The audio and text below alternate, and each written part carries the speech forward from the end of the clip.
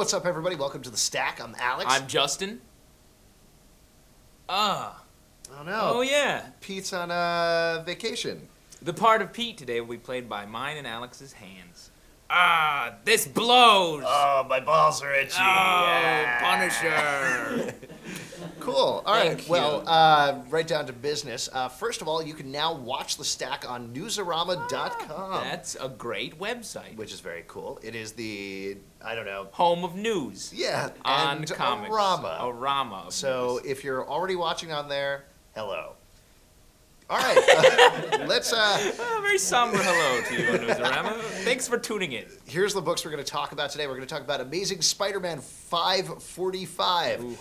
Invincible presents Adam Eve #1, and we're going to give you a little preview of Ultimate Human #1. It's not at the stands yet, it's advance. Oh, That means from the that's future. exactly what advance means. So let's get to something that is already on the stands, which is Amazing Spider-Man 545, the end of the One More Day arc. It What do broke you my think? heart a little bit. Not Really? because I was like, oh, what a tough choice. Afterwards, so what happens, which you've all heard about and Yeah. foreseen, Peter Parker decides to You give guys up are his all, marriage Sears. to MJ for the sake of Aunt May. But then he's like hanging out. Harry Osborn's back. Total retconning, like years and years of Spider-Man continuity. It's, This was a very tough issue for me, I think. Yeah.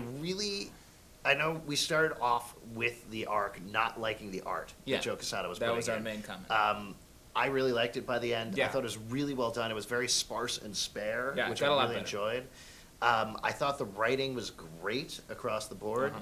I even did actually get kind of weepy about the breakup scene where they're with each other for the last time. It was sad, but at the same time, it just was wrong. It just felt wrong the whole way through. And it's like, I usually go along with editorial decisions. Like, oh, this is what they're doing with the character. This, though, it seems like such a break, a move, and I'm just not on board. You see, in the end, he's talking to a girl, and you're like, whoa, shouldn't be talking to a girl. It's weird. It's Yeah. definitely, it feels strange. They have an uphill battle at this point. Yeah, I don't think. know what they're going to... It's like, I'm looking forward to Brand New Day because I like the artists, I like all the the- authors. yeah. I'm really excited about that, but... why not just keep it Ultimate Spider-Man, guys? Yeah. What's the difference? Tell, like, year one stories. Make up a different name. I don't know. Anyway, it's a big story, so definitely pick it up so you can... It blows. Huh? Oh. Oh, it's weird when you grab his balls. It makes more sense if he does it. Oh, that's right. That's what we do before the Yeah, that's Okay. usually in the camera. All right, let's talk about Invincible presents Adam Eve #1, which is part 1 of a 2-part miniseries spotlighting Invincible character Adam Eve, in case you couldn't figure that out for the title. Yeah, indeed. Cool. We love Invincible. Big awesome. fans. Great.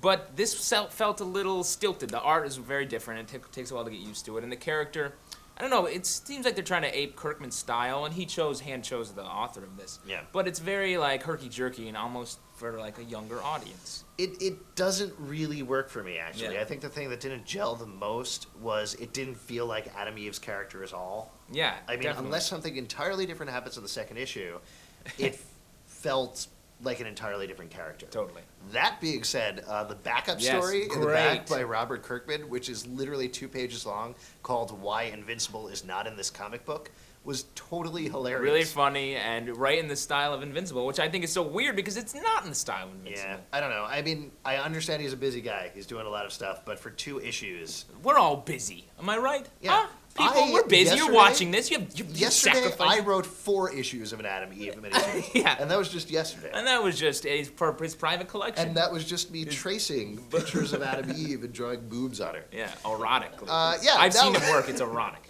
Yes, thank you. Thank you. Erotic. Erotic. All right, let's move on and get to a special preview for you guys of Ultimate Human #1 by Warren Ellis. Yeah. Coming out January 4th. Yeah, pretty cool. It is the battle between Ultimate Iron Man and Ultimate Hulk, and I actually really liked it a lot. It was cool. They're setting up them as kind of the two sides of human evolution. Like Iron Man driving forward futuristically, Hulk kind of harkening back to like caveman instincts and whatnot. It's cool. I love the way the Ultimate Universe, editorially, they make a lot of great decisions as far as like, we're going to be very technical about this. This is like more real world. Yeah. With the Hulk, they're like talking about the cell regeneration stuff. It's interesting. What it does is it really plays towards Warren Ellis's strengths, I Yeah. think. I mean, that's what he loves. He loves the nanotech. He loves the techno-babble language. And It's awesome and it works here. Plus, If he could work at Radio Shack, he would.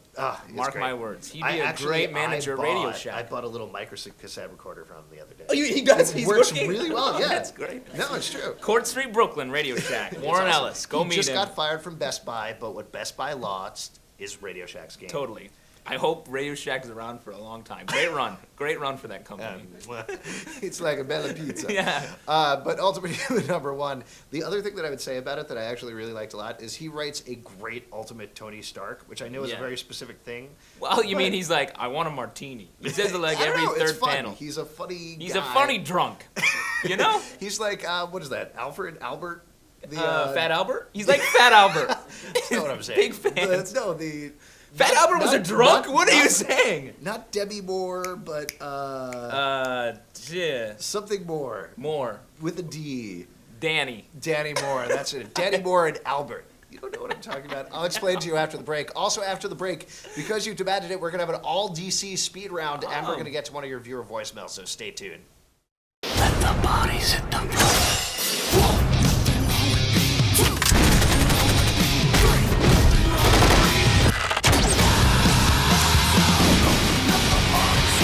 Rambo, radar, January 25th. It's Dudley Moore's Arthur. Oh, thank Pete. you. So helpful. Wow, that was really helpful. On the Rocks is a great follow-up. No, that's excellent. Yeah. Arthur 2. On the Rocks. A lot of Cool. big Dudley Moore fans in the comic book continuum. He will be missed. What will not be missed is our all DC speed round. Whoa! By myself. Yeah, that's good. You guys have been asking us to talk about a lot of more DC books, so here we go. Justin, you want to kick it off? Legion number 37, Jim Shooter takes over. The art got a lot better, however, the story got a lot worse. He ignores all the continuity before and is going off in his own direction. I don't know. I'm nervous. Oh, I'm sorry. I'm going to talk about Flash 235. I actually now really like where Wade is going with this title. He is doing something that I've never seen before, which is tying the main story into the backup story in a really nice, organic way. So it's very cool. Batman 672, Grant Morrison ushers us into Crazy Town back in. He just did a weird crossover, and now it's back like, I don't know what's happening. Batman has a mask. Yeah, makes no I don't sense. Crime Bible number 3. This series continues to be totally fantastic, taking in a great direction, and I really hope there's a Question miniseries that follows this up by Greg Rucka, because that would be awesome. Action Comics number 860, more Legion of Superheroes, except this time in the future with Superman involved. Love Gary Frank's art, makes Superman look kind of like a real character. And this is Legion's done well here. Jeff Johns, pick it up. Jump, jump. Later. All right. Okay, let's move on to your viewer question. It's actually a viewer voicemail, so let's hear that, Shizzy. What is up with all of the crossovers that's happening a lot lately in between DC and Marvel? There's almost like a race. Whose crossover is better? Okay, we're back from that, Oh, Shizzy. Shizzy, yeah, I didn't know what so- you meant. Okay. What are you talking about? I don't know either. Wow, you've gone crazy. Okay, Without well, Pete what, here. what do you think about crossovers? Well, the thing is, it's like a bridge too far, to use a World War II reference. Dudley Moore once said that. Never mind. No, it's like you have to. It's like escalating. You know, you do one, it sells well, so you do another one, do another one. And they went crazy with that back in the '90s, and then everyone was like, "We hate crossovers," and then it was kind of more strict storytelling. Now it's becoming back more popular. I think they've sort of learned the lessons. I mean, I'm afraid that they're going to fall back into what happened in the 90s. Yeah. But that being said, I think Marvel, at least, is doing a very good job of pacing them out, or at least they would be if it wasn't for shipping delays. Right. Assuming there are no shipping delays, everything is paced out very nicely. It's all kind of summer events that they build off of. They give a little bit of time, but Right. unfortunately, because World War Hulk, because of shipping delays, takes like an entire year to Right. tell. And what's interesting is they're more kind of based around like a story, as opposed to like, we need an event for the summer. Let's have the X-Men get in a big fight. Now it's like, oh, we've been working on this storyline and it's building into an event. At least with Marvel. Yeah. DC, I think they're like, wow, 52 sold well. Let's do another weekly series, and it's a little less. It's well tough. It's received. also they're tying absolutely every single title Yeah. into what's going on, Yeah. and I hope they learned a little bit of a lesson in a certain way, because Countdown clearly not doing as well as they would hoped it would. Right. On the other hand, you have Sinestro Corps War, which was a crossover that was Fantastic. awesome. People loved it, and they bought it in droves. Yeah. So, hopefully they look at that and realize, oh, let's do these events that work and are more self-contained. I Yeah. think they've even said that for Final Crisis specifically, that Dan DiDio came out and said that Final Crisis is going to be much more contained. It's just going to be the issues. There's just going to be like You two don't have little to- miniseries. Grant Morrison writing, Dudley Moore on art, It's Warren great. Ellis providing the tech from Radio Shack. It's going to be a great series. Oh my God, the cops are here. The cops are here. Yeah, We're afraid. That's why we were afraid from before. They know about our puppet. Oh, the Pete puppet is getting us busted. Oh, man. What are you talking about? All right, if you guys know about a puppet that you want us to check out, you can email us at tips@pulpsecret.com, or you can upload your video questions on YouTube or on pulpsecret.com. Of course, also check us out on Newsarama. And again, if you're everywhere. checking us out on Newsarama, hello. All right, thanks for watching, guys. We'll see you next time. My opinions are bad. Signed, Pete. He said it. Pulp Secret is brought to you by Rambo, starring Sylvester Stallone in theaters January 25th.